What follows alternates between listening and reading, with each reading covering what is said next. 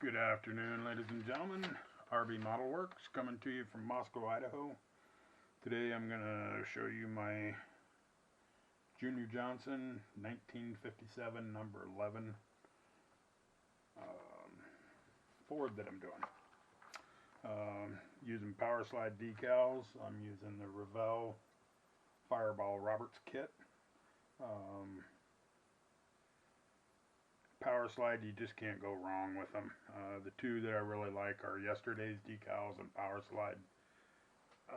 Ace decals are top of the line as well. I haven't used any yet, but just I've seen them. I've got a couple sets and they look beautiful. Anyway, to start off with, I searched and searched for color photographs of this car, and I could not find any.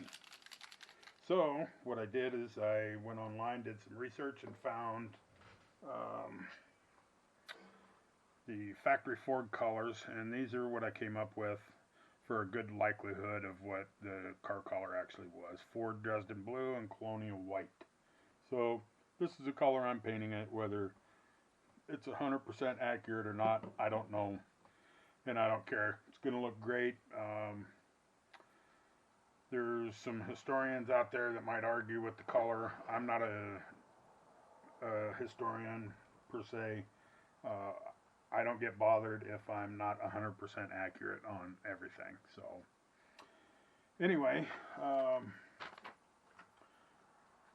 using the, this is Power Slide sheet number 2 for the Ford. I bought both of them. I've got 5 of these kits, so I'll be doing other builds as well. And if you've been on my channel, you've seen I've already done the Fireball Roberts build previously. I will be using some of the stock decals,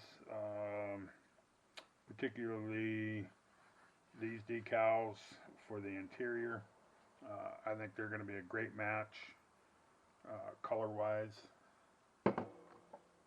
So let's dig into the instructions real quick. What I kind of do is I will go through and I mark out colors and just kind of go through and get in my head what I'm going to do. Semi-gloss black. Here what I did is just kind of stenciled in or colored in how the color would look. This is going to be white.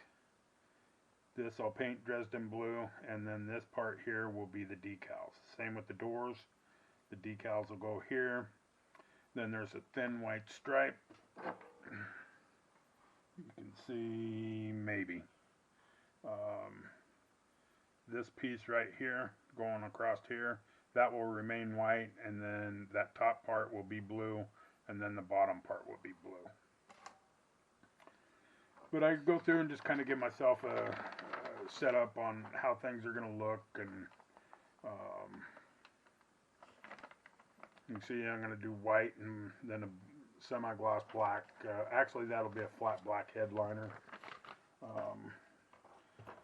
Just get right into the model. I painted the transmission aluminum, and then the engine block is, let me see if I can find it real quick,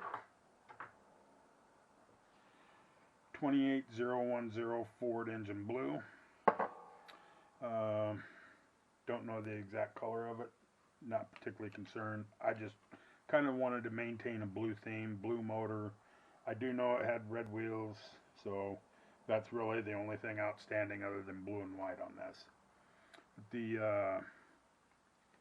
And I want to tell you, this 57 kit is the best kit that Revell's ever done. The fit and finish on it, the chassis, the frame, it just, everything fits perfectly on this car. What I did is, I need to make myself a little pointer, is I drilled holes in here next to the frame. These holes will be for gas line and fuel line. Run that all the way back to the fuel tank. The chassis pan I painted Model Master Dark Anodonic Gray. I love this color. It's a nice steel color. And then the gas tank goes on here. That I painted buffing metallizer steel. What I did with the spare tire cover is I used my little razor saw here, and I just cut that thing off the top, and I'm going to use my Ming nut and bolt detail. Basically I'll put some little nuts and bolts around there, and that'll fit right there, so it'll make it look like it was blocked off. And then just minor detailing on the frame. Do want to show you this though. In building my last 57, I had a short conversation with Chuck Poi, and he enlightened me on a few things, thankfully. Number one being how the pipes run on the 57. Basically, they disappear into the chassis pan. They go in behind the back package tray, and then I've drilled the holes here. They come out the rear fender there. So thanks to Chuck Poi for that. And this one goes right in on that side as well. Again, most models you have, other than Tamiya, you can't just set the parts there and have them drop into the holes and have everything fit. But let me tell you, this Revell kit, if you have not built one of these and you want to build a superb detailed kit, you need to get yourself one of these. They are just absolutely a dream to build. You can see here I've got all these lines painted, fuel lines and oil lines, whatever. Those I'll probably end up just doing in wire. I'll cut those off and make my own. Firewall is semi-gloss black, and then I just taped that off and painted it Model Master steel. My copper top on the radiator. The radiator cap, I'm going to sand that down, and I'm going to use a photo etch part on that. Same with the battery. I will use the battery hold down clamp on this to clamp it down. I just drilled some holes here for the battery line, since these battery terminals are pretty prominent. I wasn't going to mess with that. I'll just put the lines in there. And then the lines I run to the back, I will be using my Albion tubing. I get this stuff, a lot of my supplies, at Burbank House of Hobbies down in Burbank, California. Great bunch of guys. Man, they are on the ball. Go check out their website. The supercharger, I still have to strip this down. I'll soak it in Purple Power for 24 hours and get rid of the chrome, and I'll repaint that steel. This is the blower intake unit. It goes on the end of the blower there. Air intake, and then pretty much let's go back to the motor here real quick. You can see here that I drilled out the exhaust ports on here. That way the exhaust manifold will actually fit right in there, nice and even. And what I'm going to do is, again, I'll use my Albion metal.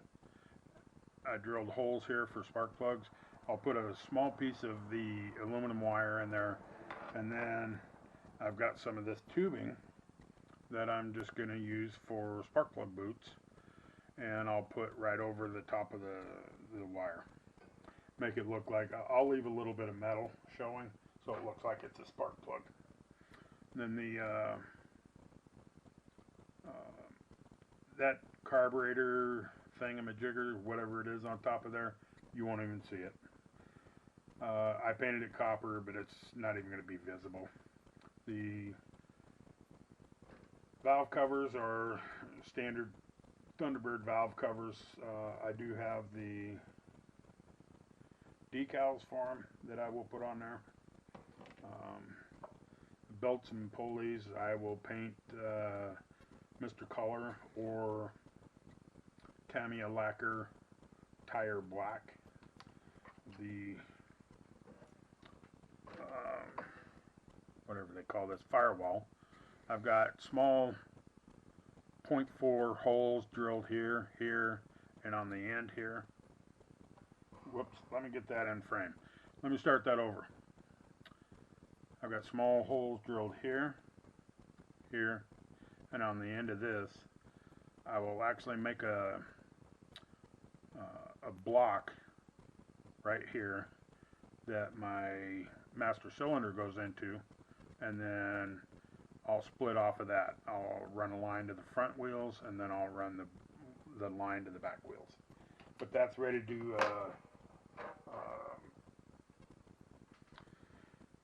wire up as well. On the dash, I will be doing the same thing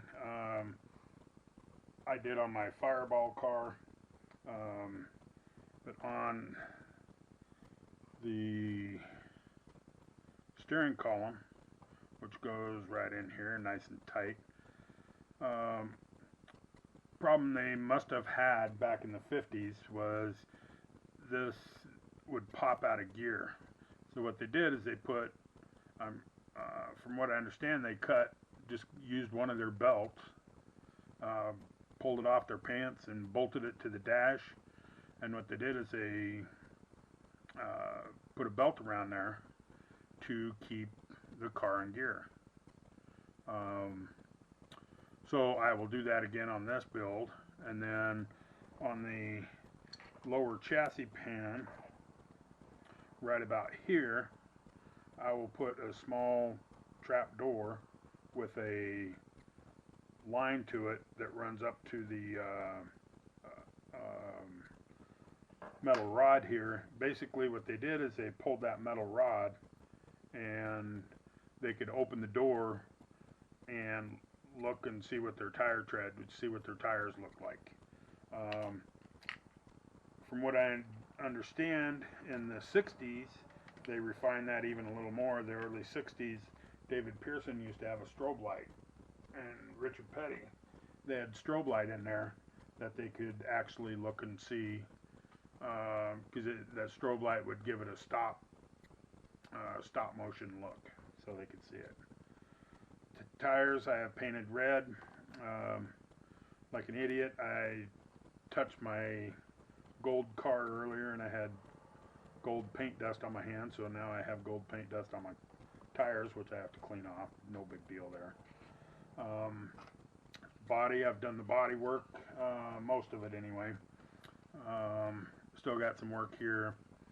I'm going to scribe out the panel lines just a little bit more, and then I will go over this with gray primer and then another coat of white primer. Basically, the reason why I do that is so when I do my body work,